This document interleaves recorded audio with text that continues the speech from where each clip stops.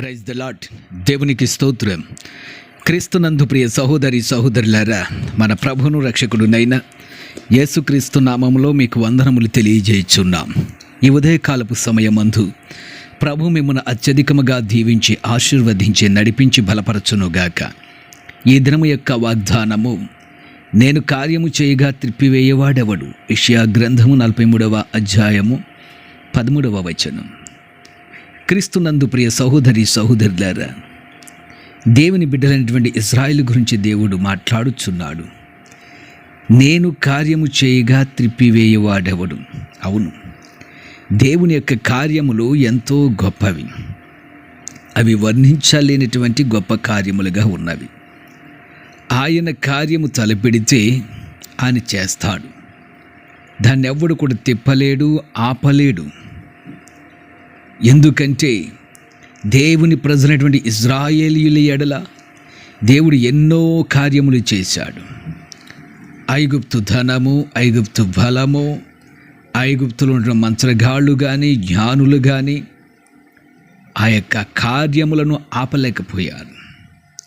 10 తెగుళ్ళ చేత ఐగుప్తు ప్రజలను ఆయన బాధించాడు. ఆ తెగుళ్లను వారు ఆపలేకపోయారు, రద్దుపరచలేకపోయారు.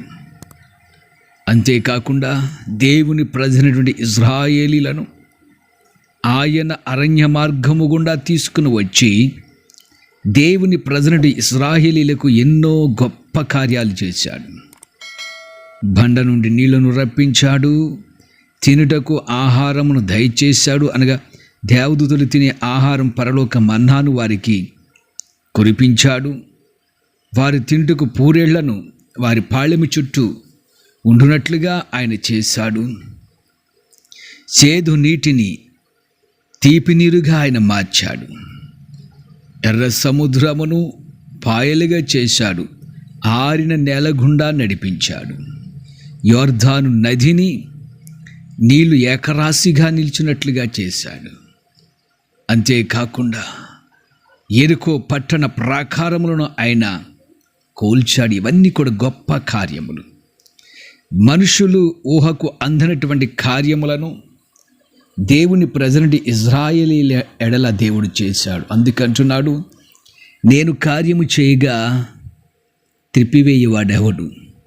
మరొక వాక్యం ఈ విధంగా తెలియజేస్తుంది, సైన్యములకు అధిపతియగు యెహోవా దానిని నియమించి ఉన్నాడు. రద్దుపరచగలవాడెవడు, బాహువు చాసినవాడు ఆయనే, దాన్ని త్రిప్పగలవాడెవడు. యెషయా గ్రంథము 14వ అధ్యాయము 27వ వచనం. ఆయన బాహువు చాచి ఉండగా ఆయన యొక్క బాహువును త్రిప్పగలవాడెవడును లేడు. ప్రియ సహోదరి సహోదరుడా, ఆయన బాహువు నీ వైపు చాచి ఉన్నది.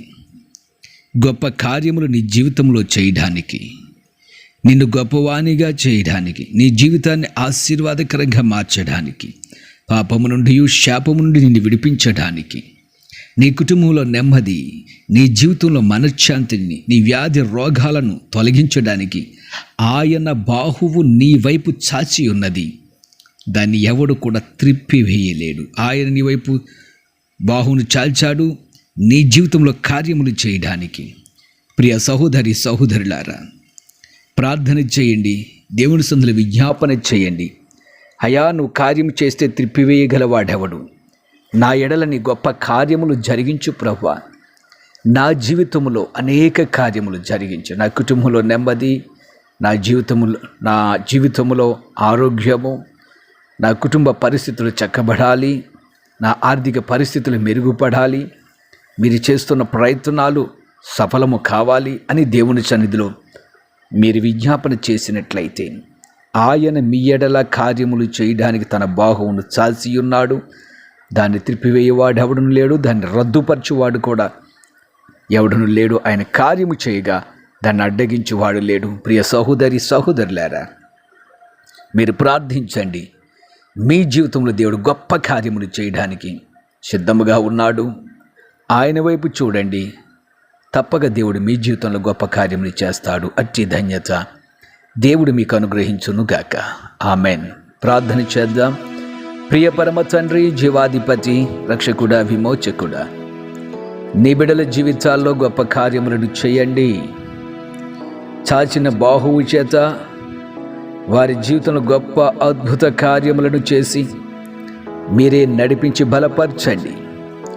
నీ బిడ్డల జీవితాల్లో ఏ ఏ అవసరతలు ఉన్నాయో వారి పరిస్థితులను ఎరిగిన దేవుడవు, వారి స్థితిగతులను ఎరిగిన తండ్రివి, వారి ఆలోచనలు వారి దుఃఖమును చూచి దేవుడవు, వారి కష్టములను ప్రయాసాలను చూస్తున్న దేవుడవు. నీ కార్యములు వారి ఎడల జరిగించి అద్భుతము చేసి నడిపించమని యేసు నామమున అడుగుచున్నాము తండ్రి. Amen, amen.